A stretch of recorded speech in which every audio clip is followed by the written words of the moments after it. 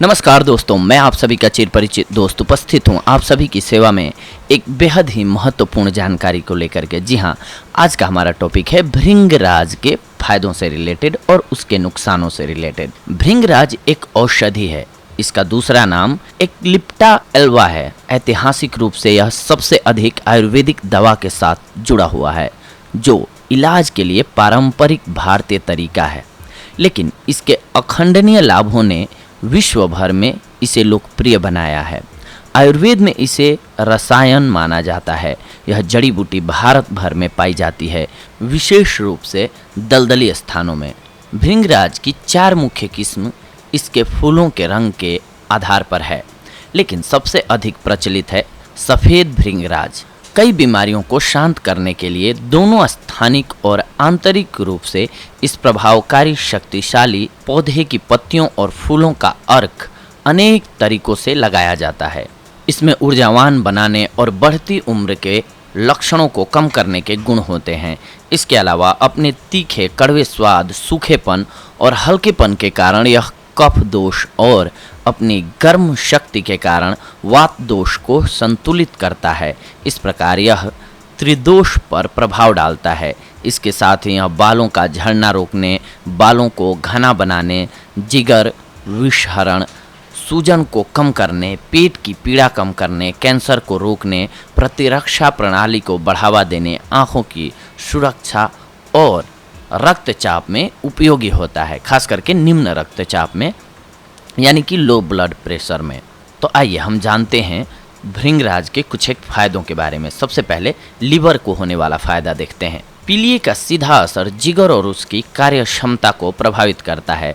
भृंगराज liver को स्वस्थ बनाए रखने का एक सर्वश्रेष्ठ टॉनिक माना जाता है। पीलिया जैसी बीमारी को ठीक करने में भृंगराज बहुत ही प्रभावशाली है। भृंगराज हजारों सालों से जिगर को संतुलित करने और उसके कार्यों को सामान्य रखने के लिए उपयोग किया जा रहा है। लगभग 10 ग्राम भृंगराज के पत्ते तथा 2 ग्राम साबुत काली मिर्च को पीस लें। इस पेस्ट को छाछ में मिलाकर दिन में 2 बार लें।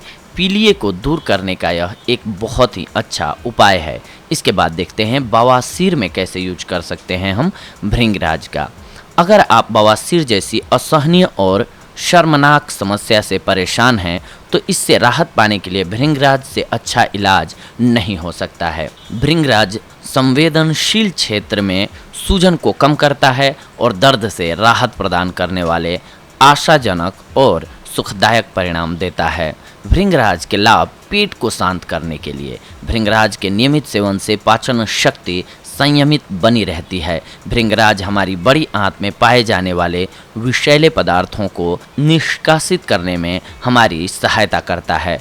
अपच या कब्ज जैसी किसी भी गड़बड़ी को शांत करने के लिए भृंगराज सबसे अच्छा उपचार माना जाता है। यदि प्रतिदिन सुबह में 4 से 5 पत्ते भृंगराज के खाए जाएं, तो इससे कब्ज की समस्या ठीक होने लगती है।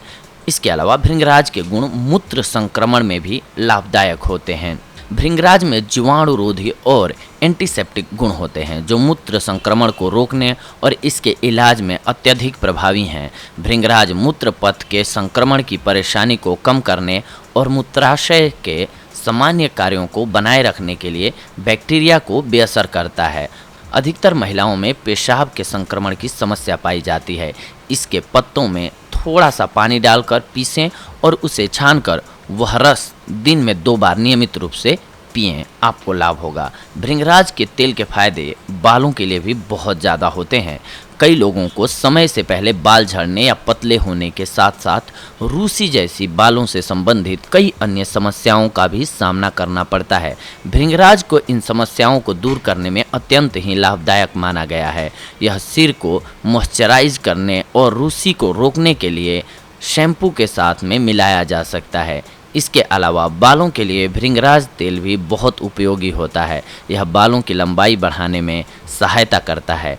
नियमित तौर पर भृंगराज तेल बालों में लगाने से बालों की त्वचा में रक्त प्रवाह बढ़ने लगता है, बालों की जड़ें सक्रिय होने लगती हैं तथा बाल बढ़ने लगते हैं। इस तेल में आप तिल अथवा नारियल का तेल भी मिला सकते हैं। यह सब मिलकर आपके बालों को मजबूती प्रदान करके उन्हें स्वस्थ और घना बनाते हैं। आयुर्वेद में भृंगराज को सफेद बालों और सिर दर्द के लिए बकरी के दूध के साथ प्रयोग किया जाता है। भृंगराज का पौधा है श्वसन संक्रमण के लिए लाभदायक। भृंगराज का नियमित सेवन श्वसन तथा फेफड़ों के संक्रमण को दूर करने में काफ़ी उपयोगी होता है। भृंगराज के पत्तों का रस और तिल के तेल की बराबर मात्रा को उबाल लें और छानकर लगभग आधे से 1 चम्मच तक इसका सेवन दिन में 2 बार सुबह और रात में करें। इसके अर्क में जीवाणुरोधी गुण होते हैं जो श्वसन तथा फेफड़ों के संक्रमणों को साफ करते हैं। आयुर्वेद में भृंगराजस्व एक बहुत ही प्रसिद्ध दवा है जिसका मुख्य घटक भृंगराज है, जो आमतौर पर श्वसन संक्रमण, सर्दी, खांसी इत्यादि में निर्धारित की जाती है। भृंगराज चूर्ण के फायदे आंखों के लिए भी बहुत ज़्यादा होते हैं। इस पौधे की पत्तियों में बहुत ही उच्च मात्रा में कैरोटीन सामग्री होती है जो आपकी आंखों के स्वास्थ्य के लिए एक महत्वपूर्ण एंटीऑक्सीडेंट तत्व है। कैरोटीन मुक्त कणों को खत्म कर सकते हैं जो कि धब्बेदार, अधःपतन और मोतियाबिंद के गठन के कारण होते हैं। इसीलिए अपनी दृष्टि को कई सालों तक ठीक रखने के लिए अपने आहार में भृंगराज का सेवन शुरू कर दें। भृंगराज के पत्तों को छांव में सुखाकर पीस लीजिए।